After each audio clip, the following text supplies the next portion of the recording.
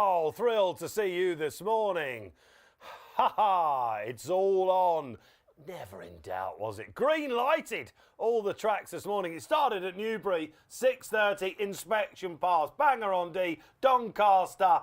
Where else are we racing today? All over the place, aren't we now?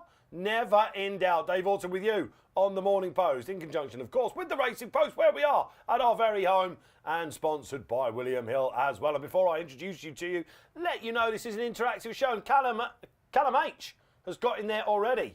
Morning, everyone. Can't wait for today's show. Yes, quite right. Now, the great thing about the Morning Post this morning over all the other shows is we now know what we are looking at. Yesterday, Thursday, we're all trying to preview. Of course, no Newcastle. That's the sad news. The news is we will be having William Hill ambassador Barry Geraghty coming onto the show and giving us his thoughts about what maybe Constitution Hill might do. Of course, the news now that he goes to Sandown. Newcastle's loss is Sandown's gain, and what will be an unbelievable Tingle Creek card next Saturday will be on that morning as well. Right, like, subscribe, comment and share. That's the gig. That's how you get involved. If you want to have your thoughts to us on YouTube, that's how you do it. If you're watching on Twitter, let's get the hashtag pumping up.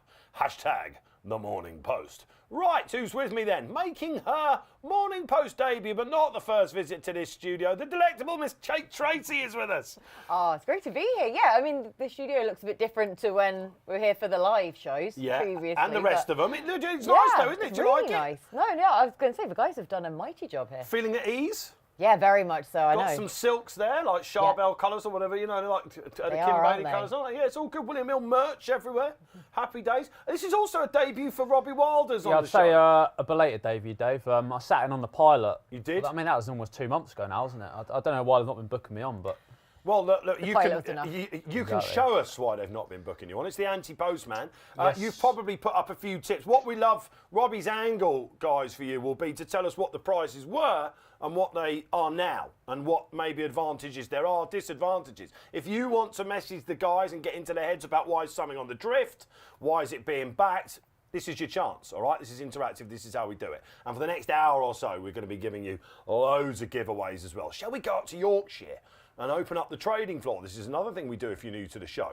We literally give you the live prices as they materialise. The markets are all set now. He's back on the show. It's Johnny Simpson. Thanks, Dave. Yeah, good to be back after a few weekends off. Everything's got the green light today, and one of the best races of the national hunt season, the old Hennessy, as it was called. No, really looking forward to it. Now, Johnny, you're back on the show. It's the first time since the Breeders' Cup, isn't it? And we do something called a bet boost for you on the show, which Johnny's going to give you now. But I have to say, Johnny, there's only been one that's gone in, and that was on your watch. It was in Spiral, wasn't it? Which you put it all the way out. It won. So the punter's like, thank goodness Jamie McBride's not on today. It's Johnny Simpson. We're going to get this bet boost in. What is it? It is Under Control in the 2:15 at Newbury. 2-1, £50. You go to the horse racing page in the William Hill app or the site under specials, Morning Post specials. So 2-1 for £50 for the duration of the show. Away we go. All right, and that's live now for you guys. Get involved, up to 50 quid. Happy days. Someone on the panel really likes it as well. All right, in the next hour, this is what's coming up. Right, Barry Geraghty, William Hill ambassador. Thrilled to say that Barry comes on and be giving us thoughts about Constitution Hill, what might have been next week, and of course, what he fancies today. He might have won the big one today at Newbury a couple of times. Surprise, surprise. Paper roundup. We're going to be going through that, of course, show you what's available to you in the digital edition, and of course in your hands, one of these papers on the table. What else have we got? Newbury previews. We'll be giving you the Irish angle, really popular section. That Deputy Irish Editor Dave Jennings will be beaming in from Fairyhouse. What a weekend they've got there. We'll be looking at all the good racing today. As a beginner's chase that looks insane, and then of course the Grade 1 action tomorrow. We've then got, of course, Sunday Sizzlers. We'll be looking at the big races for you. Ante-post angle. Stick around for that. We'll be trying to give you some future race advice, and of course the weekend naps, which are all so boosted. They're not quite live yet. You've got to wait for those bad boys. Right, that's coming up in the next hour. Shall we go to the main man himself? Now, the whole reason why we have Barry Geraghty lined up for this weekend was largely because we thought he might be going up to Newcastle and seeing his protege, yes, the very own Constitution Hill running. Barry, good morning to you. Unfortunately, no chance at Newcastle. -8 overnight. I know. It's a pity, but I suppose we were well warned in advance. But a pity for Newcastle. But as you say, it's Newcastle's loss sounds like it's going to be Sandown's gain. Are you going to be there, Barry, in that case? I won't, and I wouldn't have made it to Newcastle either. So no, I'll be watching it from this side of the sea. I'm very much looking forward to it. Obviously, reports are good, and I think we all saw the footage of him schooling last week, and he seems in good shape. Do you know what? I was talking to some weights and measures gurus, if you like, some handicappers, Barry. It's almost like he's in a race against history now, which is unbelievable to think for a horse, isn't it? Constitution Hill is not really worried about the opposition necessarily, not before March anyway, we don't think, domestically. He's now racing against Isterbrack and the ratings to be potentially the greatest hurdler of all time. So we've got this new narrative that we haven't had in jumps racing for many, many a year. Extremely excited they are too. How high do you think he can go? Time will tell, I suppose, and I don't mean to give a poor answer, but what he did in the Supreme, off a strong pace. Some people say the pace was set up for a horse to clock a good time, but you have to clock the time as well. And to do that on his third racecourse start as a 5-year-old, to break the champion hurdle track record, that to me now just sets a different standard. The champion hurdle last season wasn't run at the same level of pace. Statement dropped in. He was ridden differently. The feel he didn't perform on the day, and he was very impressive in the Morgiana.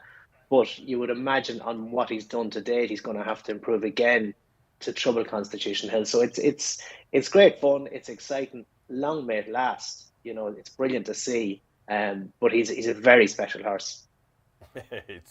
Listen, it's going to be great to watch, and fingers crossed. He was hosed overnight, of course. Well done to Doncaster Racecourse for putting him up, of course, overnight, and Shishkin as well. Now, Barry, it's not been lost on me that I can see your memorabilia and your nostalgia pictures behind you, because there's one of our old favourites, of course. Every summer, Constitution Hill and Shishkin go to the Vigors family, don't they, in Lambourne, as Bobsworth did as well. And one of my greatest memories of the big race today at Newbury was you lifting home Bobs in the race. Was it 2011, I'm going to say? 2011, or was it 12? There's a picture on the wall. I could check. Yeah, it was that's the 2000. No, Gold Cup was 13, so 12. No, it's here. It's further to the side of me. Yeah, 2012. Beat First Lieutenant. That was a good renewal. Very competitive race. And two smart novices. They were actually first and second in the RSA the previous season. So it was, you love to see those smart novices stepping into it and throwing their hat in the ring and being potential Gold Cup horses. And thankfully, Bobsworth went all the way and fulfilled that. Yeah, well, that was obviously like a Gold Cup trial, like we certainly used to associate with this great race. Bringing Kate Tracey here, of course, knows Barry well. We were having a bit of a crack, weren't we, beforehand, and saying, right, if you go through Barry's Wikipedia, right, it's insane, and you can't even find the old Hennessy on it. So we had to go to the race itself. He did win it twice, didn't he? Yeah, he did. Yeah, Triolo DLN. So I remember my friend actually led him up, and he was an absolute dude of a horse. And so, we were trying to rack our brains, Barry, to go back through and to really think of the second old Hennessy winner that you had. But Triolo DLN, he was an absolute legend of a horse. He was, yeah. No, he was gorgeous. Brilliant jump. He won the Topham on his next start. Or not his next start, but later in the season. Jumped like dynamite. Loved fast ground. And the ground was, I won't say quick, but it was definitely on the better side that day, and it probably made the difference for him. But no, he was a fun horse and a good day, and it was nice to win back-to-back Hennessy's. Now, here's the leading question, because this is a lovely link. What sort of race do we think it is this season, Barry? Is it more of a Gold Cup trial, or like last year when we saw Lamilos winning for the Skelton team? Has it become more of a sort of entry trial? I think it changes. It depends on the year. I mentioned Bobsworth First Lieutenant and Triola Delane the following year. He was your potential Grand National type. So it just depends what's there. A High Seigneur was very good around Newbury, the John Frankham, a couple of seasons ago. I know he was disappointed last time, but on his second start back last season, he was 3 lengths behind Noble Yates. So there's plenty of quality. There's a lot of depth. The one I would like, but there's a little bit of forgiveness needed, is Mahler Mission. John McConnell had a winner last night with them, Doc, which is very good, but he's 52 days without a winner over jumps. But Mahler Mission ran a good race, I thought, in Carlisle behind Thunder Rock, and he had the horse that won the Topham in behind him, Bill Baxter. So that's over 2.5 miles. That was good form for me, for a horse who looked like he was crying out for 3 and loved 3 mile last season with wins in Navan, a proper stiff track. Jumps a little bit left. Newbury's going to suit him. So if you can forgive John McConnell's recent form, he's the one for me, I think. Well, Dundalk last night. It's the 1st of December. They're feeling festive now at the yard, aren't they? Because it was a horrible run for the stable, wasn't it? I remember they had a horse called Sharp Object in the bumper at Cheltenham that came over in the Fillies race, cruised up the hill and then just found absolutely nothing. So I think hopefully we can put that one to bed now. You've got him on top then, Barry. Have you? What are the likely Danes? Complete unknown at the top. We still don't really know about him much. Yeah, well, that's exactly it. Complete unknown, second to Jerry Colomb. That was a good run at Aintree, but Jerry Colomb won very easy that day, and I'm not sure he was as tested as he was at either Aintree or he was at Down Royal first run this season. So I'm just not fully convinced on how strong a renewal that race was. He is a smart horse. He's on the up. We were on here a few weeks ago and we spoke with Stage Star. Stage Star was proven at that level. I'm just not so certain with this fella. Monbeg Dude, third Carrick Rambler in the Ultima. That's brilliant form. He was running a nice race in Ascot when he was hampered and pulled up. He definitely would have to have a big say. Dusart beat Sounds Russian in Ayr 18 months ago. He's had an interrupted career, if you like, but there is a little bit of chat about him. He could run well at a price, but there's a lot of horses there in a very open race. But I loved how Matter Mission was so competitive over 2.5, knowing how much he'd won further and going the other direction than Carlisle. Well, you're one of the best judges out there, Barry, so we'll doff our cap to that. What about the rest of the card? Anything at Ireland today? Where's the Geraghty 5 going? I think Jeff Powers, another one of interest as well. He was being teed up as a top novice last season, and then he had some form of setback. I think he could be well in the handicap like that as well. Then Under Control, that form was working really well with Alberto Lord. So they would be the standout ones for me. Corbett's Cross, I like in the beginner's chase. It looks a hot race in Fairyhouse. Nick Rocket, there's plenty of chat about, but I thought it was a good round of jumping by Corbett's Cross. I think he should improve for it. I think he's a very smart individual, so he's a horse I think is really going to go places. So I like him. It's weekends like this, Barry, that must make you miss the game, isn't it? Well, I know the price it comes at these weekends. You can't just turn up at the big weekends. You have to put in the hard yards every day of the week, all around England and Ireland. So, no, I'm very much. I enjoy watching it. I enjoy studying the form and testing my own judgment and knowledge, if you like. So no, I'm very happy from this chair here. Yeah, absolutely. You look at it and you have to put up with the buffoons like us as well now. Barry, it's always an absolute pleasure. Listen, we'll check in with you again. Good luck to you and the guys with Constitution next week. It's always a pleasure. Thanks a lot. Cheers, Dave. Barry Geraghty, absolute legend of the saddle there. And listen, very much tells you where to put your euros out there. Okay, hello everyone. Great to see that Kate is on. She is awesome. No messages yet for Robbie on that front. Have you had your breakfast still yet, time, Kate? mate. Still time. Have you had your breakfast I yet? have. Are you all fed and watered and all that? Oh, very much so. Coffee Ready and to go? everything. Yeah. Okay, all right. I haven't quite gone there yet. I popped into a Greg's though on the way. I've got to be honest. There are other breakfast Did you have establishments. vegan sausage rolls? I didn't go down. You would have obviously gone down. Is it any good, the vegan sausage? It's pretty nice. Yeah, I've heard good things.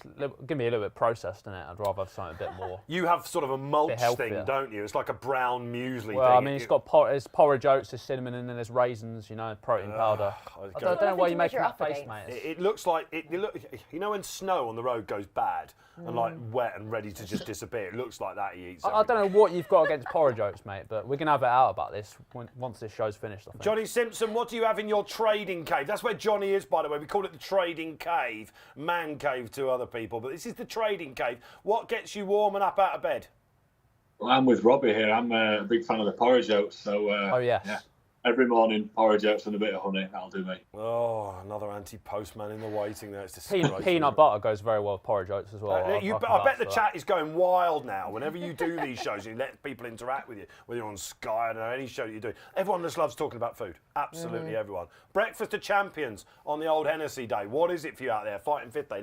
Get it up. We'll put some up on the show. Have your shout-outs. Right, paper roundup, as promised, coming your way. Let's whiz through this. If you've not bought the paper, go out and get this. This is the front page. You can, of course, sign up and be a digital member and get the trophy hunters. Who's it going to be? You can have King of the Jungle. Really, really good piece with Pete Thomas. This Racing Writer of the Year with the King of the Jungle, the legendary bookmakers there as well. Of course, all your footy news at the back. Fighting Fifth. to be run at Sandown next Saturday after Newcastle cancelled. So, of course, as I've said already on the show, unfortunately, -8, they've made the right call, Eloise Quayle and the team yesterday at Newcastle. Get it off early. Unfortunately, no chance. It will be on a sumptuous card. Get your tickets for the Tingle Creek if you're not already. Sell out, it will be. Here he is, Paul Keeley with his Sizzlers. Eldorado, the right path to take for gold glory. We'll be getting the panel's thoughts on Eldorado Allen a little bit later on. Henderson could have it under control as he bids for record-extending 10th victory. That is, of course, in the Jerry Fielden. That is, of course, the crap mare. She's the boost, and she's also a napper, one of our panellists. Cromwell to execute another winning raid with Stumptown, says Keith Melrose, taking over from Pricewise to Tom Siegel while he has a well-earned holiday. Tommy also goes for Twig there. Look at all this premium content we're giving you. Exciting Nick Rocket to bid to emulate Monkfish, who of course won the Beginner's Chase, the first race of the day at Fairyhouse. Stand by for David Jennings to give us the word on this chap. What else have we got coming your way? Now, here we go. Yes, Johnny Deneen. That was his column. Firefox looks the one to back all season until he's beaten. And again, he's up against Ballyburn. I think he'll bang him. And there's Johnny's nap of the day. That's tomorrow. Let's be clear about it. That's in the Drinmore. Of course, tomorrow, Impera Pass finally coming back out. He's to face a tough test of his credentials for the Champion Hurdle, says DJ. Again, get a little word with DJ on about that. He's only got Tehupu up against him. This was yesterday, of course. Dasher holds off the pass of Paisley Park in a thriller. Oh, man, I napped him at Weatherby Dasher. Yesterday was the day. And what about this? Bookies take evasive action after Jericho. Derepinay, of course, bolts up in the opener there. Great report from James Byrne, who we're going to be getting a word with live on the track shortly. Now, get to the app. Why? Because all the Members Club content is now available on your Racing Post app. Used to be just the website, of course, in the paper. Now you can get it on the app. It's that simple. Absolutely lovely. Just before we go live to the track, guys, because Bernie is waiting in the wings for us. Jericho de Repinay yesterday? Very impressive. Talking horse. Yeah. I know it's been said more so. I think the general consensus is that there has been a bit of an overreaction in Ante-post markets. The Ante-post game isn't what it was a few years back, admittedly. This guy has lit it up though, hasn't he? He very much has. He was green, wasn't he? Going into the last, he looked as though he might just need a bit of soaking up. But as soon as he's come onto the bridle, it was oh so easy. Flicking his left ear around, he had loads in reserve. Toilet form, but he's an absolute. He's well, I mean, he's only beaten 2 horses with Chris Gordon horses, very limited form. I mean, he's done it easily, but I mean. The second favourite has sort of almost ran out at one point. I think and he came back at him at the end. Forget the form. It was how he did it. Yeah, it's how he did it. We know Henderson runs a lot of his best horses at this meeting, but I don't know. I think the 12. He often runs his best novice in that race. So quite possibly, but he's short enough for the Supreme. John Bond won it, of course. We'll be seeing him next Saturday. Johnny, let's bring you in then. Of course, Jericho de Repinay, the Supreme Novice Hurdle Market, was lit up by this chap. What price is he now? What was he, of course? Well, he's 7-1 now, Dave. The damage has been done in the previous months when we added this guy in at 25-1. There's obviously been a strong word about his ability, and it's just shortened up all the way up until 10-1 before he set off yesterday, and he confirmed that promise with a really impressive win. How good the form is, only time will tell, but at the moment we're 7-1, and the damage has been done in our Ante-post liabilities at this stage. All right. So some people have got the dockets out there. We wish you luck with that. Cheers, Johnny. Right, we'll be going back to Johnny shortly once we've gone live to the track, of course, because we're now about to get stuck in to the last 4 races at Newbury for you. But we're in December. Who's feeling festive?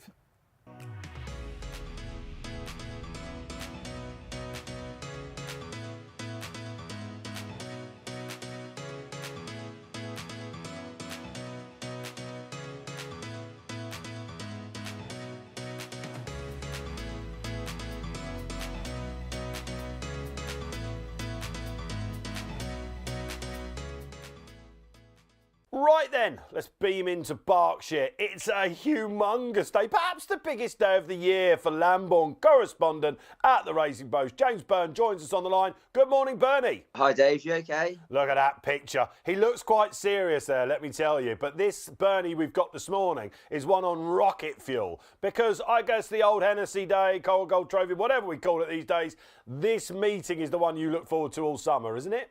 Yeah, that's right, Dave. It's a brilliant meeting. Sort of Lambourne and the area gets alive and kicking. So, Yeah, and well, we had the good news this morning, haven't we, already, that it's on. So otherwise, we'd have had a bit of a bore today. But great news that it seems like it's going to be on anyway. I think everyone that got up with the Larks this morning, Bernie, was checking social media, looking for the Racing Post website, and 6:30 they made the call. Now the question is, with temperatures having dipped slightly this morning, I think I think we're going to be all right. What's it going to be like under the covers? There's no going stick, for example, taken yet on the BHA website, is there?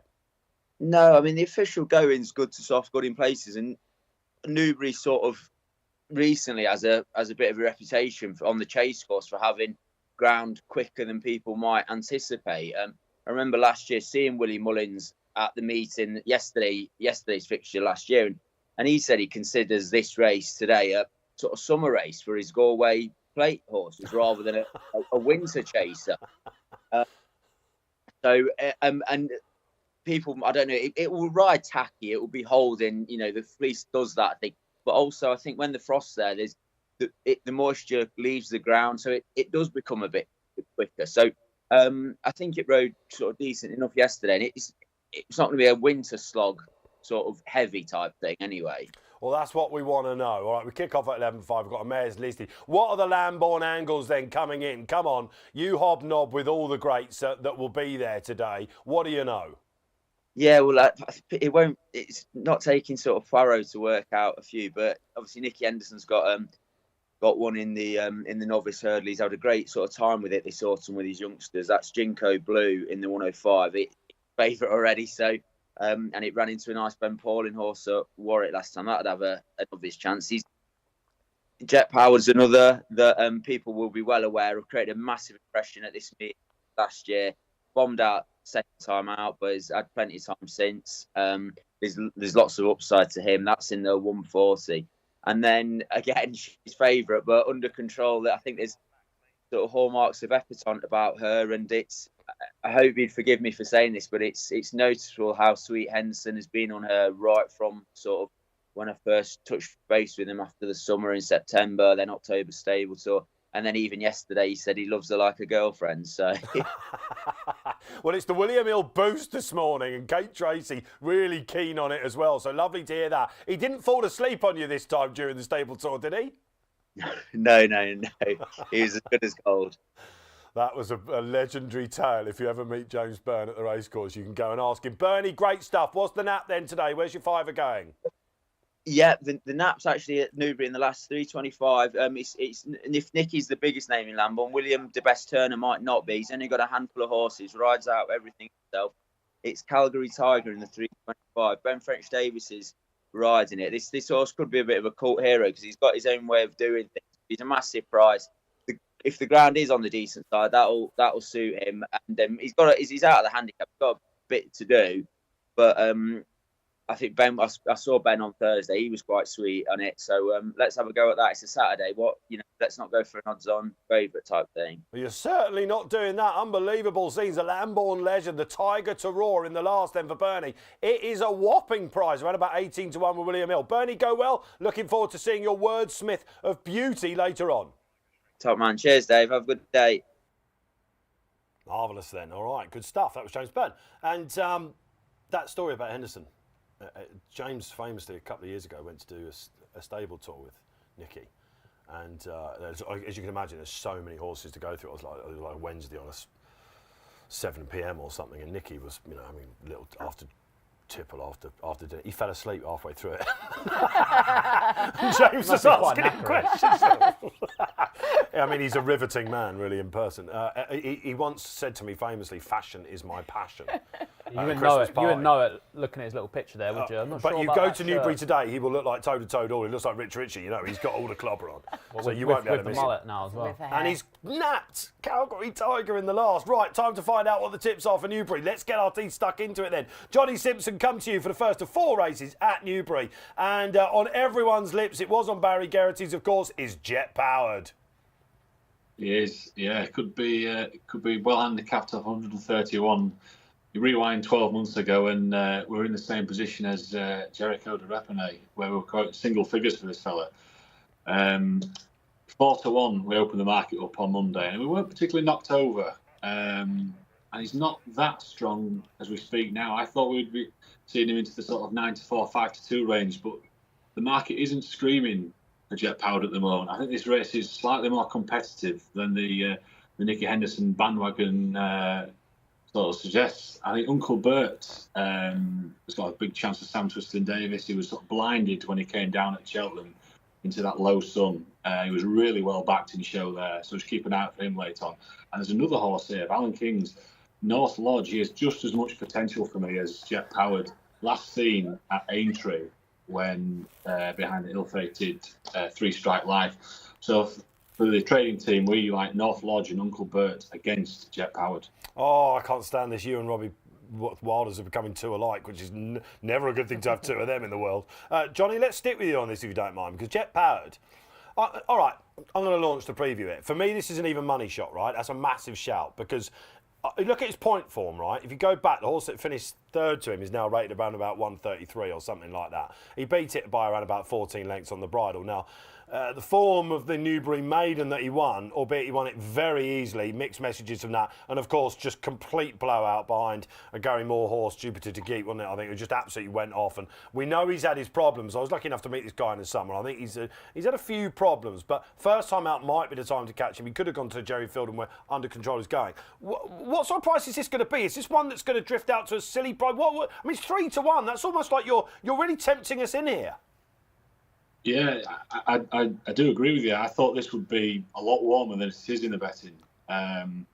Only time will tell before the show if the big hitters come in and make this 2-1 shot, or if it's fairly weak and they think 131 and it's a little bit overrated. The horse for money in this race, though, since the market went up, is Irish Hill for Paul Nicholls. That was nearly 9-1 last night, and that's down into 9-2. It's a one with the first horse that has improved massively for his first run for that yard. Yeah, OK, and Paul Nicholls expecting a big day, of course, had a double there yesterday. Kate, let's come to you then on this. What were the thoughts on the winner? Yeah, I mean, Jet Powered, he's interesting, isn't he? Because the traders are being sneaky here. They're really starting to lure me in with that price, because I think he's a horse where he's really going to divide opinion. Either you think that this mark of 131 is unbelievably feasible for him and he should be an even money shot, or you think that form has got no substance to it. It's just because it was the race that Geraghty won there the other day, and it's a race that tends to produce a bit of a star for the future. So he's a real divider of an opinion, but for all that price is getting more and more tempting, I think I'm going to leave him. All right. And I prefer the price for any harm in asking for an each-way play in here. OK, now, Kills has put this up in his Sizzlers as well. I didn't actually know that, so I'm delighted to hear that. One of two, John Joe. Yeah, Soaring Glory's still in here. He is in at Doncaster as well. Betfair, winner in his pomp. Yeah, he's the outsider, so still don't know which track he's going to go, where he is currently. OK, right. But any harm in asking, though, John Joe O'Neill Jr. was booked to ride him anyway, and he's a horse where I just feel he's got a big race in him, still off of this mark. His second on his penultimate start in the Welsh Champion Hurdle at a decent price was fair behind him, Ian Lyon. Then he got a rise for that. And I thought last time out in the Greatwood, again at a big price, was a fair run. Kills mentioned the ground about that when I was speaking to him about this horse. So 12-1, all right. That's from Kate then, all right. Prepare for that to get knocked over. Go on then, give us the case of North Lodge. Well, he was a very good novice hurdler a couple of years ago. He's obviously been off 600 days. But I thought it was just interesting. Alan King has entered him up for the Grade 1 Long Walk Hurdle next month. Now, he's nowhere near that sort of level just yet. He'd probably need to be winning this to justify that entry. But I don't know. I just look back. He was very inexperienced that season. Like, it was only his second start over hurdles. He ended up under a penalty, almost winning the Grade 2 at Kelso. Like, he was he's probably the best British sort of middle distance novice hurdler that season.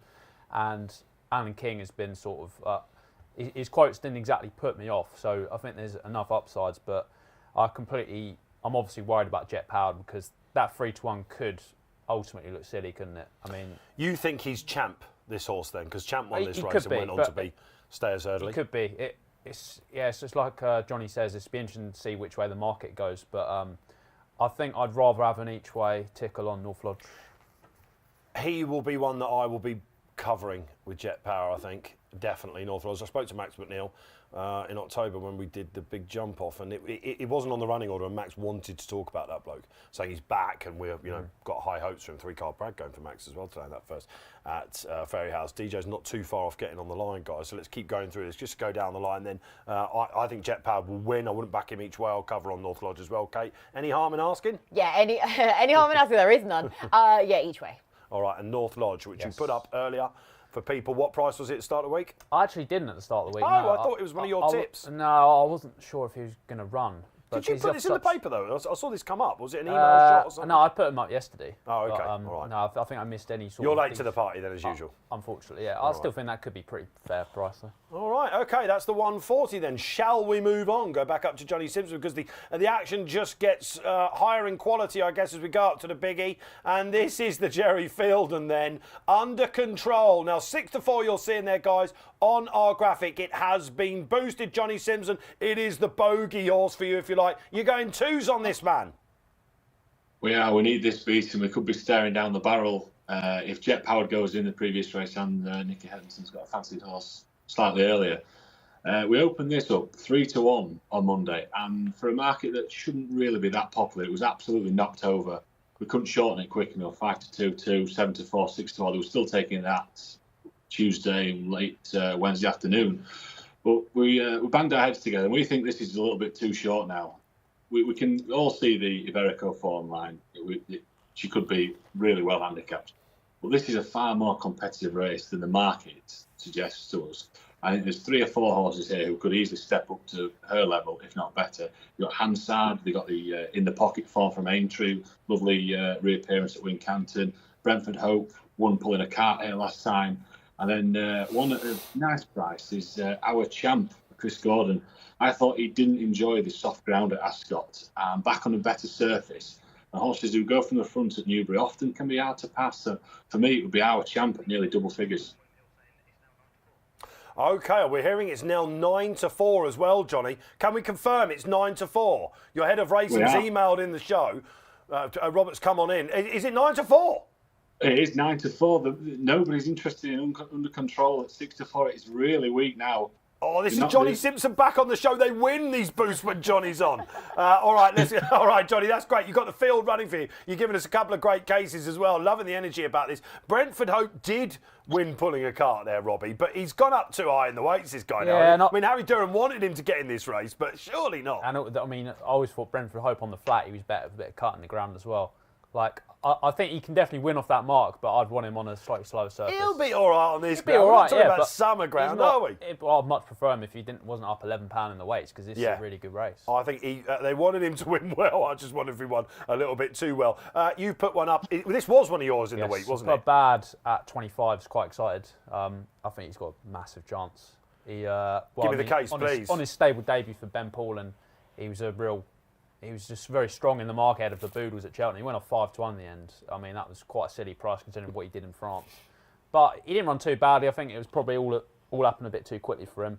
I thought his last run at Ascot was the first time that he showed a bit of real potential. He's come right down in the weight. He's down £2 from that. He was a good third to Knickerbocker Glory, who just had it all his own way in front on the soft ground. Ben Paulin's on record as saying he wasn't completely fit for that. He's looking to... He sees him as a Betfair hurdle horse later in the season. We're better to run him than Jerry Fielden off mark of 120. I'm very much against Under Control, unlike the lady to my right. I just think first time out with this much weight, a filly against race fit, like well handicapped hurdlers as well. I think she's going too much on her plate. She's not the biggest. Well, we've seen Epatante come here, and as Bernie referenced earlier, you would have read his report in the paper yesterday. Nicky Henderson's girlfriend, this apparently. Which is interesting. Comment. It means that he absolutely loves her, basically, he adores her. You can see why. The money's down. I think the camp will be very positive about this, won't they? They're having a great time at the moment, and you're very keen. 9-4. 9-4. Yes. Yeah, this is surely going to be another Inspiral then. They did this with Goshen last week, of course. We caused them, we couldn't get rid of it because of this show, and he didn't raise a leg, did he? No, that one didn't work out, but hopefully we're going to be going back to the Breeders' Cup boost then with Under Control here, because also thanks for the lady comment as well. That was very kind of you. He's maturing as he gets on a bit, this guy. Yeah, I know. I was quite flattered by that for Robbie. Under Control though for me here. But it's not just the Iberico Lord in second in that Sandown Novices final Handicap Hurdle, why the form is working out so well, because in third was Arcube. He won convincingly at Sandown the other week. Yeah. General Madrano, who was fourth, he won his next two over fences. Tapley, who finished sixth, he won well in a Kempton Handicap Hurdle the other week also. So that looks like one of the strongest pieces of form from last season. And of course, Epperton in the same colours won this race a few years back for Nicky Henderson. And you know the other bit of synergy between the pair of those two? Both rated 137 in this, so hopefully on to bigger and better things. You might be surprised, but she's done her homework on this, like most of you will have done out there as well. All right, let us know. What are you backing out there, guys? Let's get up the chat, shall we? And let's have it. What are you having? Are you with the boost? Are you against it? 9-4 you've been given. All right, let's get the tips out of the way then. It's bad for Robbie. Kate, all over under control. I got a feeling she's going to win as well, to be honest, guys. And 9-4, I'm going to be trying to get that 50 quid on as well. Just a word for the outside here. Celtic Art, who used to be with the Coles on the flat. It was really good horse. Lost its way a little bit. Jeremy Scott, I thought it was going to be an all right novice this last year. It will go well for a long way, I think, this. But it was quite up to the class. But 33-1 is too big out there. It's still got more to come for Jeremy Scott. Of course, we won the big race yesterday with Dashel Drasher. Right, talking about big races. It is the feature race of the day. Thank goodness it's on. What are we the field? In the old NSC, it's the Coral Gold Cup. Johnny Simpson. We're 11-2 the field, Dave. I can tell you in the last sort of 10, 20 minutes, complete unknown who was nearly touching double figures at one point is now 11-2, so there's been really strong money for that in the last half an hour or so. It's one of the best races of the season. We're going 6 places for customers here, so there's loads of each way value around. In my opinion, I think there's probably about a dozen horses you can give a chance to here. So 6 places, plenty to go at. The 2 for me in this would be Stumptown and That's All Right, Gino. I thought Stumptown absolutely danced in at Sandown off a good mark, and then had to give a little bit of weight to Angel's Dawn in the Kimyo, and I think that form is really strong. So I'd be disappointed if Stumptown isn't competitive. Gavin Cromwell has been carrying all before him, bringing his horses over to Cheltenham, etc. in the last few weeks. I think That's All Right, Gino, at a nice price, up to 3 mile on good ground, or better ground, let's say. I think he'll improve for his run at Aintree. I think he'll go all right at a price. I will give an honourable mention to Bill Baxter. My colleague Jamie McBride is quite keen on him, about 20-1. There we go. 11-2 the field. All right, Johnny, great stuff. And all right, there's your tips out of the way. You did this weird thing that you do. Like, I mean, I used to do that a bit, but you're not doing it correctly. You're going to hurt your wrist. Like you're just a bad imitation. There are lots of bad imitations out there. It's just a phase. I used to do that if someone. My eyes are hurting. Right, Bill Baxter. Why? What? You two are agreeing all the time. Have you been messaging each other a week or something? Well, no, I just think the geezer's got a good judgment. I've got good judgment. And let's make the case. Bill Baxter, I really like that Carlisle Colin Parker Memorial form. I think that's good form. He was under a penalty that day. He was given a lot of weight away to Fund the Rock and Marlon Mission, who's on much worse terms here. Bill Baxter wasn't completely cooked up for that last season. They over hurdles, his best RPRs were over like marathon trek, like 3 mile, 1.5 furlongs. But he was just doing so well over 2.5 last season. He ended up winning the top of him. He was so progressive. I just think they're keeping a little bit back before. I think he's a 3 miler, but he's just a very strong stayer at 2.5. So I think they're keeping a bit back. I think now, I mean, this has been a long-term main for a while. We can say that about a lot of these, but I think now you're going to see Bill Baxter come into his own over a longer trip. And I just think Marlon Mission as well. As I said, I do like that form. He also wouldn't have been completely ready for it. We know he stays a lot further. I thought he was in the process of putting in a top-class performance at Cheltenham in the National Hunt Chase before falling 2 out. Would he have won? Oh, yeah. Oh, so. yeah, oh nice. Yeah, I mean, you're the only person that said that when I've shouted that out. Really? I've asked a few people. I think he's got a huge engine, this horse. I think he's a sort of horse I could see him running like a Cotswold Chase later in the season. Nice. I think he's well handicapped. I mean, the John McConnell stable form, it's been spoken about a fair bit. John McConnell back on the board last night. Yes, well, Barry Geraghty broke it, yeah. But crucially, Marlon Mission was one of the horses who ran well during that spell. Ben Harvey, of course, very good claimer. He couldn't claim in that Carlisle race. He's got the £3 as well. I just think he's got an awful lot in his favour. All right, that's the Bill Baxter and the Marlon Mission. Yes, You're please. on a mission, like Kate Tracey for this. Where are we going? Yeah, interesting on Bill Baxter. I actually, if he had gone to the rehearsal, even though that was the second option, I would have really fancied him up there had it have been on, because I think he's 4 from 5 left-handed over fences now as well, so he's definitely going the right way around this time. But I like Soul and Silver. I'm hoping he's still unexposed over for this Sammy trip. Boy Thomas, who just seems to have a winner every time I look at the racing card he's got runners on. Oh, exactly. He's having just a wonderful time of things, isn't he? and stolen silver. Now that he's got older and he's maturing, he's settling in his races, he's giving himself more of a chance to get these trips. And last time out was his first try over 3 miles, and he absolutely dotted up, didn't he? So really likeable horse. Of course, he's towards the head of the weights, though, with that £7 rise for last time out. But I just think he's a class horse in here, and he has all of the experience from the hustle and bustle of those Cheltenham intermediate handicap chases as well, as in the trip intermediate. So that won't faze him, and hopefully his prominent running style will see him to good effect. All right, okay, there's the case. I'll give you mine succinctly. I'll give you my top 3. I remember 3 arrows of this. I think Complete Unknown is just that, isn't he? And if he handles the ground, he's a horse I've just always been with. I was with him at Warwick. I was with him at Foss last when he won on his chasing debut. He needed all of the line to get there. This has been the plan for him, and I can see Paul Nicholls taking this out. Memories, of course, of Denman, all this on this day, all those years ago. And just a nod to Senor running off 169, guys. What an absolute brilliant thing. Yeah. Got a terrible first time out record. And he will be in my 3 because he could just be the fly in the ointment. He could be the Denman if you like. He's got that class. Read Keith Melrose in his price-wise piece today. He basically says, I had trouble getting high out of my shortlist. He's classy. Could still be well handicapped. And the other one is Midnight River, of course, running the Charlie Hall as well. This has been the plan for last year's winning team. He's a stayer these days. I think he's high enough, but I'm sure he's going to go well. And it's 6 places with William Hill as well. Right, let's get the last race underway then. Johnny Simpson. This has always been a keen betting heat, this. People playing up the winnings from the big one itself. Master Chewy then. What sort of price is Master Chewy? Because Real Stone's out, is he? Yeah, this market's it's gone a bit quiet really since declarations with Real Stone out. It's sort of taken the shape of it has sort of fallen apart. Master Chewy was a 5-2 shot with us on Monday. Not a great interest in the race, Ante-post. He's 8-13. The form from yesterday was yellow. He's been boosted. He's got everything going from here for me. We're playing 3 places instead of 2 here. So if you want something each way against him, 3 places. All right, well, James Byrne has napped Calgary Tiger, as you heard, so you can get 3 places with Hills on the Burney nap, and he's close to the camp there. I mean, it's not the worst race in the world. That looks like an awful price to me. I won't be going anywhere near that. I think Alexia Denuts could well have a say. Kate, what do we reckon? I know, we have just lost that real significant element of this race, haven't we, with Real Stone being a non in here. I did want Master Chewy anyway over Real Stone, as did the market. Form. Yeah, it was the Jello form from yesterday, right, wasn't it? So keep it simple. Yeah, Rob? So. Yeah, I just think Master Chewy wins. His form is looking red hot with Jello winning yesterday. Right. I think there's a lot of pace in this as well. I think he's suited to it. Right, I'm off. I will be at the bar for this one. I might just. It depends what price Elixir Denuts gets, but I wouldn't put you off at 9-2, 3 places with that. That's Newbury, wrapped and done. Shall we pop across the Irish Sea? Go we, because David Jennings, everyone's favourite, is waiting on the line. A local meeting, and I'll tell you what, DJ, we're getting used to these 2-day meetings, aren't we? We're starting off with an absolute cracker as well. Absolutely, yeah. 2 days at Fairyhouse coming up, and the first day today is actually better than other years as well.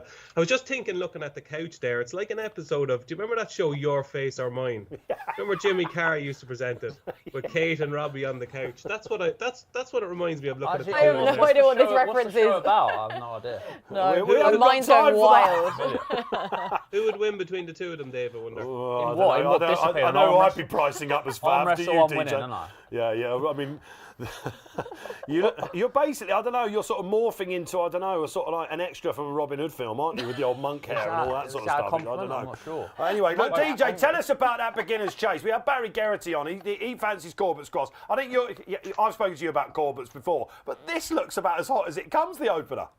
It does, yeah. Unfortunately, I gave Corbett's Cross the dreaded jinx when I tipped him up in the ante a couple of weeks ago for the Brown Advisory. He was very disappointing at Naas, I thought. He was a little bit awkward, and I thought he was lethargic the whole way, but you're hoping that first run in the beginner's chase will stand to him. Look, I think he's a very good horse. I think last season when he beat Found to 50 over 2 miles at Naas proved that he was a very good horse, but this is a very good race. Nick Rockett obviously won his last 3 starts of last season and blew many people away when winning the Grade 2 here by 15 lengths on his final start over Easter. Then you got 3-Car Bragg, who's going to stay all day. You just wonder, will the other two maybe have a bit more pace than he has? I'd worry a little bit for him over this trip, especially on this ground. And you've got Monty Starr, who shouldn't be underestimated. He's going to make a big leap, I think, from a hurdler, from a decent hurdler probably to a very good chaser. And I think the fact that the Pertemps final winner, Good Time Johnny, is 25-1 tells you all you need to know. But I'm going to keep the fade with Corbett's Cross. I wasn't impressed with him at Naas, but I'm hoping I'll be more impressed with him today. I think having a run in this race, if you look at it historically, DJ, most have finished second or third coming in. I wanted to be with Nick Rocket, of course, as a course winner. Was he beaten in the bump on this day last year? I can't remember. But anyway, he probably would be the horse for me going forward. But I think today, Corbett's might be the one. We've got Ballyburn versus Firefox. How do you see that? Just about Ballyburn now. Johnny Deneen is really keen on Firefox. It's one of his strongest fancies of the day. He's not convinced about Ballyburn at all, and the market this morning has been very informative. Ballyburn is on the drift big time, and Firefox has been seriously well back. So they're getting very close together in the market. You know, you're talking maybe 4-5 and 5-4, 11-8 at the moment. I just liked what I saw from Ballyburn last season. He did a lot wrong in his bumpers, and he still managed to win. That tells me that he's got loads of ability, and I think he'll probably just have more pace than Firefox. But what a race! What a mid-hurdle that's going to be. Yeah, absolutely. I mean, we could go through the whole card today, wouldn't we? I quite like Waterford Whispers in the staying novice hurdle as well. There's been some money for him. Yeah, that's a really good race. That rated novice hurdle. I'd be more in the Redstone camp. Gavin Cromwell was talking about the Royal Bomb potentially for Redstone. He's gone there with Encanto Bruno instead. But I thought there was a little bit of swagger about that performance on the inside track here when he beat King of Kingsfield, and that's a strong level of form I think for a race like this. I'd be just about Redstone, but I can certainly see where you're coming from with Waterford Whispers. Yeah, Kingsfield of course runs tomorrow. We'll just get a word on tomorrow's card with you after we talk about the bumper. You're going to need a bit of swagger to win this one. Any course whispers because the big yards are all there? The bumper today? Yeah, I did Gordon Elliott's stable tour, and this was one of the ones he was pretty excited about, Jalan Dudares. He looked really good in his point. Obviously, Patrick has been saying very nice things about In the Park, but the impression I get from the Elliott camp is that In the Park will need to be very, very good to beat Jalan Dudares. This is where the Irish bumpers become ridiculous, isn't it? And all the punters will be like, it's almost like, I don't know, it's like Man City and, I don't know, sort of Liverpool having a go at each other, isn't it? All right, OK. Tomorrow's card, Impere Pass is back. What are you expecting? I expect him to win. I think his Ballymore form has obviously been franked spectacularly last week by Gaelic Warrior. I'd imagine Tihupu, if the ground was bottomless, would give him more of a challenge. But it's going to be a good race. Tihupu obviously has that win from last season. He was the party pooper last year when beating Honeysuckle, first defeat that she suffered.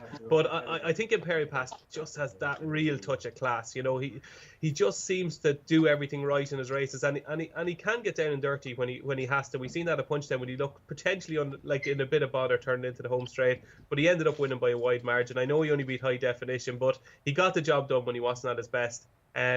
It will be interesting. You know, Stateman went out last week and was really professional. We know what Stateman is going to do. So I think Imperi Pass still has a bit to do to overtake him as the big rival to Constitution Hill, but hopefully that process will start tomorrow. Fascinating stuff as ever, DJ. Looking forward to your report on that tomorrow, because how they're going to keep them apart will be one of the stories of the season, of course, before they meet Constitution Hill. Looking forward to that. Looking forward to your nap, DJ. What's the best bet of the weekend for David Jennings? Can I go to England? No, yeah, or will I stay in Ireland? Typical DJ. I'm going to go to the 105 at Newbury today. I really like Mazzaccio for Alan King and Tom Cannon. I think he'll beat Jinko Blue. I thought he was better than he was able to show in bumpers last season. He was often given a lot to do in his race. I thought he was unlucky at Aintree, and the form of Beat the Bash at Chepstow has been franked at Ascot, and I think he's just a very good horse, and I think he'll be able to give £6 to Jinko Blue. In Ireland, I think Found a 50 will win the Drimmore tomorrow. That would be my strongest fancy in Ireland. Love it, DJ. Thanks ever so much. I'm with you on that. Enjoy it, DJ. Looking forward to the wordsmith as ever. I will. Enjoy. Thanks, Dave. Brilliant stuff from DJ. Irish Angle has been done. Happy days. OK, what's next coming up?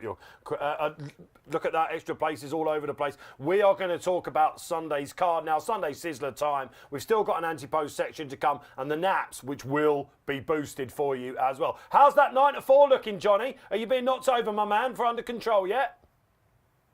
We're seeing plenty of interest. We're not being knocked over unlike previous weeks, but there's plenty of interest at 9 to 4 under control. Because I can't get on the Wi-Fi just yet, is why. Yeah, still plenty of time for that. That's all live, guys. You go to the site. They're boosting under control, which is, I don't know what it is across the boards. It's definitely under 2 to 1, that's for sure. All right, let's talk, shall we? Let's go about this sumptuous card tomorrow. I absolutely adore this card. I've got great memories of going to Newbury back in the day when I first got into racing. Loads of Irish fans would come over, and connections as well, and they'd always be trying to tell you what would be winning the Drimmore and the Royal Bond and all that sort of thing. And I would wake up, and it's such an early start now. We can just get our teeth stuck into it. And this Royal Bond, of course, Marine Nationale, memories of the great horses that have won it over the years. Johnny Simpson, I can see one has been really well backed. I'm a little bit disappointed that because I've not taken a price yet about Ante-post, but he's my idea of the winner.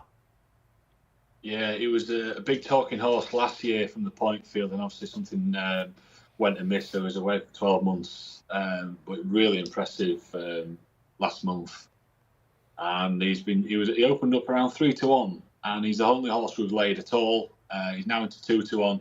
Encanto Bruno was the initial favourite, but that has swapped round. We thought Encanto Bruno might have a little bit too much speed for him here. Ante-post to me looks like a ready-made 3-mile chaser, so it'd be interesting to see drop into the 2 miles if he's quick enough in this kind of grade. All right, okay, yeah, and Ante-post, of course, unbeaten. He's got a bit to find on the form, but I think he is the most likely winner of this. You've had a look at the race? Yeah, not to give anything away for further selections, but I've gone with the almost exposed angle in plenty of these races at Fairyhouse on Sunday, and one of those would be Encanto Bruno to take on the unexposed Ante-post at the head of the market. Now, Encanto Bruno, the biggest question he's going to have to answer is the ground. Yes. Even with the frost in the ground, regardless of how much it dries up, then there's always that bit of a glue pot in it. But Gavin Cromwell in the week, though, he was really making the case that the ground doesn't matter to him. And when you look through his form, the only 2 defeats in his career have come with ground with Given It. But then you look at those, he wasn't himself at Galway, and the other one was in the Champion Bumper, so fair enough. And the other question is for drop back down in trip. But last time out at Cheltenham, that wasn't a truly run race, and it was a turn of foot that saw him to the most impressive winner of it. So I don't think the cutback will inconvenience him. There's been winners out of that, haven't there? Isaac Dezobo, who probably wasn't the horse we saw at Chepstow that day, has come and bolted up. I spoke to Jeb Mason about him. I hope to him going forward. And Pushed a Button as well, who came out at Warwick. So the form is there. I really like Encanto Bruno. I backed him when he won it. He's a Cheltenham horse as well, isn't he? So if he wins this, you've got to be considered a proper player for the Supreme, Rob. Possibly, yeah. I mean, you'd like to think he is somewhat exposed compared to a lot of these, though. I mean, he was really impressive at Cheltenham. Ante-post probably got a little bit short. He's a bit of a talking horse. I thought potentially a solid one was Farron Glory. I thought he was impressive. Second time out of the hurdles, he debuted over hurdles in that Grade 2, won by Nick Rocket, so that form could take a boost today. But I mean, he's the pick of Gordon Elliott's 3 for Jack Kennedy.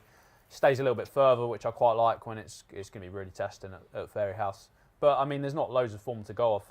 I mean, just to show how much firepower Mullins has got. I mean, his 2 runners didn't even get in his stable tour with the Racing Post. So it's one of those races where I can probably sit it out, but Farron Glory would be my favourite. I will be surprised if Mullins takes this out. I know that might be an odd thing to say, but Bialystok is. I saw him during the summer racing. He's got. Well, he don't fancy racing, I don't mean that boy. OK, so there are the tips in the Royal Bond. Let's go next. What is it going to be? The Drinmore next, I'm imagining, guys, isn't it, coming up? Yeah, here we go. Small but select field. I believe old Sharjah, 10 years of age now. He certainly sets the standard. We've got I Am Maximus, who was beaten in the beginner's chase, won the Irish National. This is probably going to be his last race as a novice, I think, Johnny, isn't it? And, of course, let's be clear about it, and Founder 50 duelling up the top. Who's been hot? Yeah, it's a really interesting race, Steve, and we're going to be taking a little bit of a view here. We can't have Sharjah, 10-year-old going chasing some of these summer jumps meetings he's been winning against. He's now facing some proper horses. I couldn't be more impressed with Let's Be Clear About It. I thought he was really good on debut, and Founder 50 could be top drawer as well. I Am Maximus, will he have the gun to his head here? Grand National the aim? Won't be for me, but Let's Be Clear About It. I think it's probably one of the best bets of the weekend. Ooh, OK, let's be clear about it. So you're with Johnny Janine. DJ just told us that Knapp is Founder 50. I've got to say, I'm in that camp with Founder 50. I loved him at Downlow. Yeah, no, he was so impressive, wasn't he? And he's one of those lesser exposed younger horses, evidently is open to any amount of further improvement. But again, the approach that I'm taking is to side with the proven form, the experienced horse, the horse that we know how much ability they have. And it is Sharjah, so we're very much disagreeing there. But, I just love him in every way. I mean, he's a relative whippersnapper in comparison to when Fahim went chasing. So Kills is keen for him for Cheltenham next year, so it just shows you. But he's such an intelligent horse. Like, I've obviously had the pleasure of meeting him over the last 3 Cheltenham festivals, and he nearly speaks to you. He's so clever, and I just feel that going over fences now, it gives his brain something else to focus on. 2 from 2 now over fences, and hopefully he's got the confidence booster, because his win obviously on his penultimate start, that was his first since the 2021 Matheson Hurdle, so confidence is key in this game. You've had a good look. You do know this boy, don't you? It's hard, isn't it, when you meet these superstars, not to sort of really like them in the races going forward. What does Robbie like? Yeah, I mean, I did like Founder 50. I was hoping, I mean, he beat Colonel Mustard very easily on his Beginner's Chase debut. Colonel Mustard did nothing for the form yesterday at Newbury. But, I mean, Founder 50 was good there. It's a Beginner's Chase that Elliot likes to target with his best sort of middle distance horse. He's won it with Mighty Potter, Envoy Allen, Sam Crow in recent years. And, I mean, a few of those have ended up going off odds on for the Turners. It's a tricky betting race, I suppose, isn't it? Because you could like 3 easily, couldn't you? You know, so which one do you side with? I suppose if you've been with one of them before, like Kate, like myself. Yeah, very much so. I mean, I am warming to...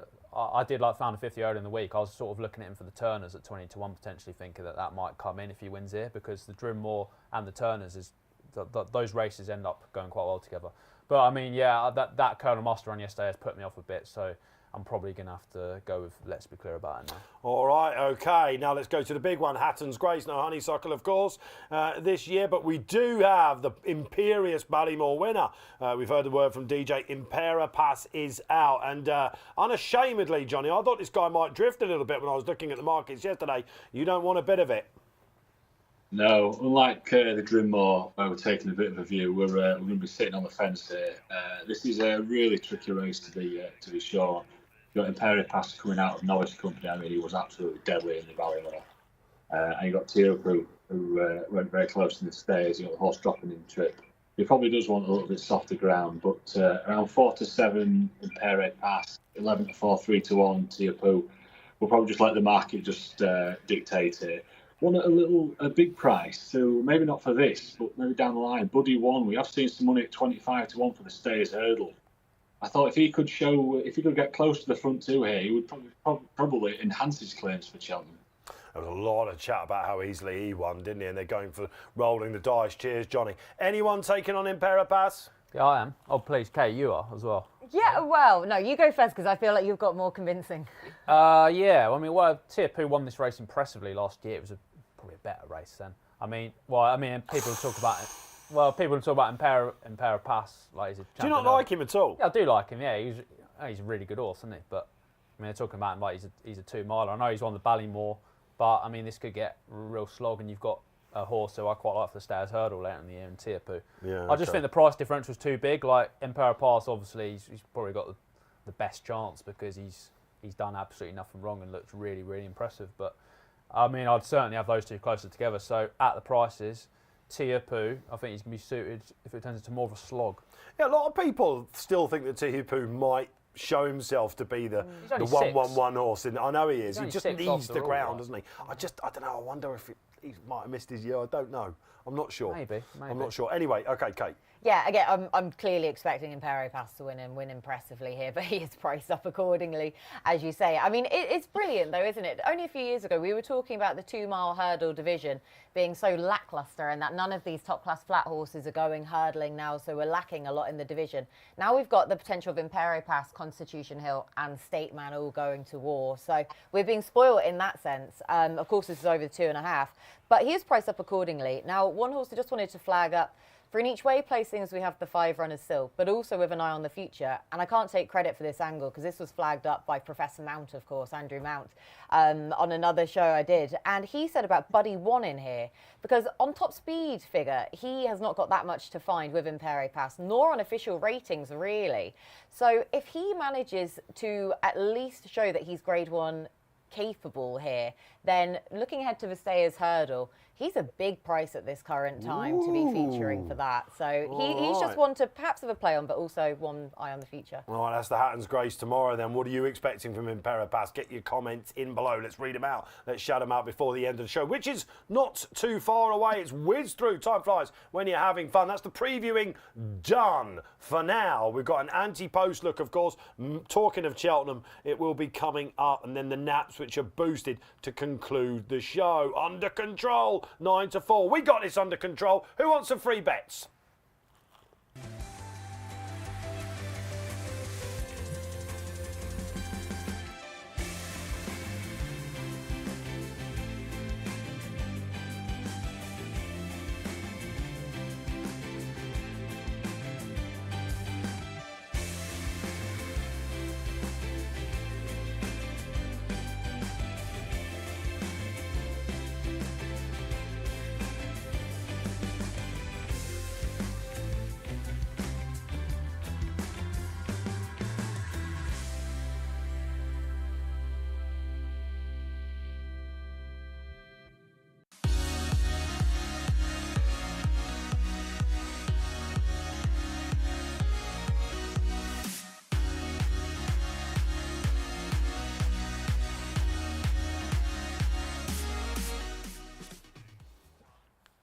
stay ahead of the field.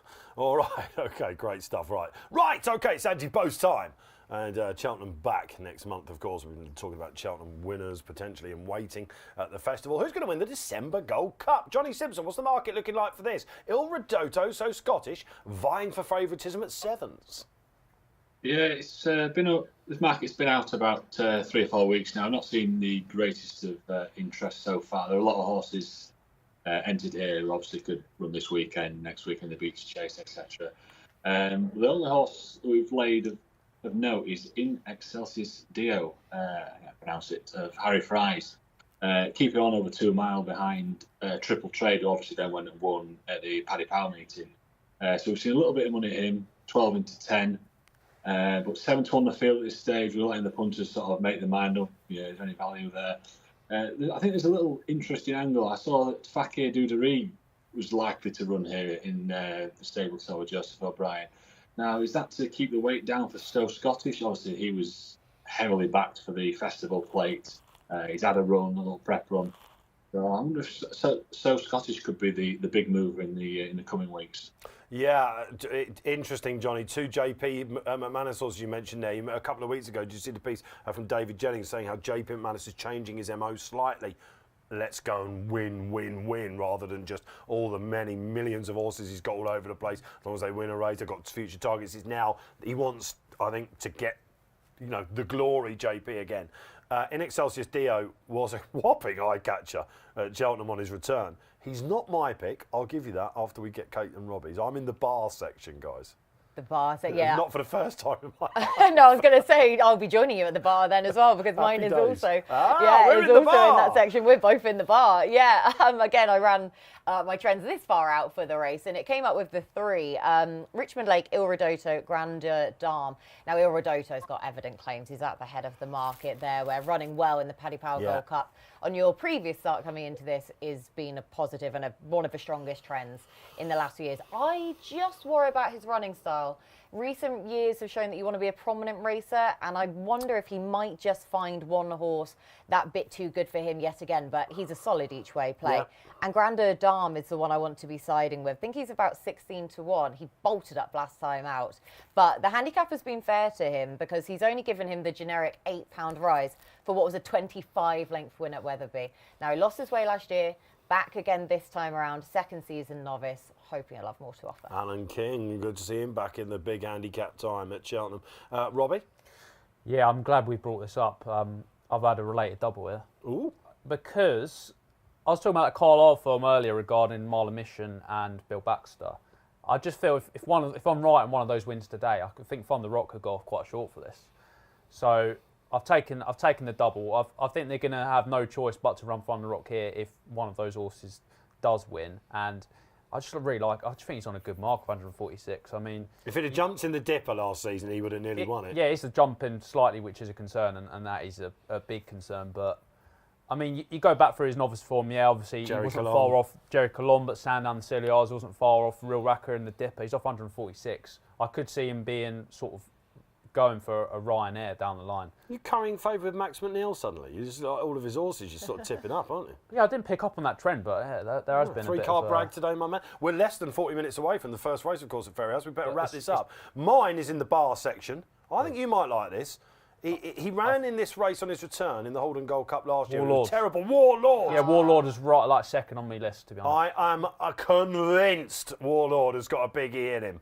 I'm not totally convinced Cheltenham is his track, and I need to be, but he will be flying up that hill. Johnny, what price is Warlord? 14 to 1, Dave. 14 to 1 Warlord. Not much longer. It wasn't his day at Exeter, was it? It wasn't his day at Exeter. Like, he's definitely got. It was a warm up for this all the way. Yeah, they won the race, of course. Yeah, like him a lot. All right, Tizzard's back in the big time. That's the December Gold Cup, December the 16th, coming up. Week out after the Timgal Creek. We are with you every Saturday morning. That's the plan. As long as racing's on, so will the morning post be. It's been really good fun so far. Great to have you watching with us. We're whizzing through, and we're coming up to the naps, which are about to be boosted. Johnny Simpson, as ever. I give the trader a floor. Let's open up the William Hill nap of the weekend, please.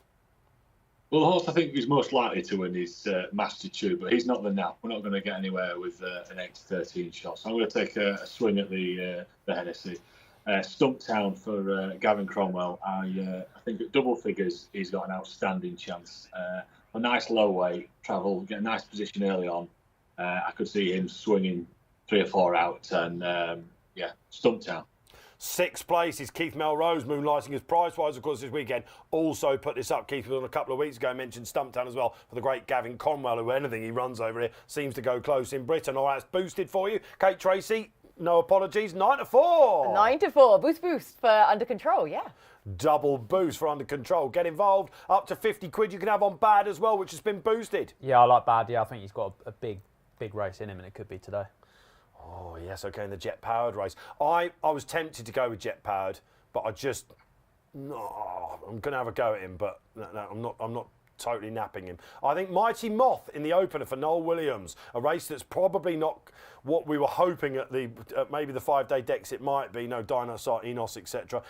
This horse, watch it back at Ascot last time in a novice race. The form is being boosted left, right and centre. Noel Williams had 3rd yesterday in the listed race in the juvenile contest with the next French horse. It was whatever price you like, cruised in just a bit too keen. He's mustard with these sort of mares. It will be pushing for favouritism. You've got it boosted. Check out that Ascot form, the Mighty Moth for Dave Alton. That's the naps. That's the show. Happy Saturday, everyone. We're pretty much done. Johnny Simpson, great to have you back on, man. Go well. Go well, guys. Best of luck today. Marge Simpson then up in the trading cave up in Yorkshire. It only took an hour. It did. And the great face-off, of course, you'd be long odds on to win this, Kate, I have to say. Sorry. Can we explain what this show is actually about? Look, Google it. I'll do it after the show. We don't have time for that. Look, you two obviously get on well. That's been borne out on the show. Great to have you both again. Let's not make this the last time we do it this winter, yeah? Oh, I hope not. Anyway, no, it's been really good fun. So, no, thank you for both Miss your company. Tracey, brilliant safe drive back down to Cornwall. Oh, yes. No. Close enough. Yeah, close enough. Rob, great to have you. Great to be here, mate. First time, first of many, I'd hope. Yeah, absolutely. All right, we're getting festive. Thanks for joining us on this morning's show. This has been The Morning Post. I've been Dave Orton. It's all on. Happy days. Go well.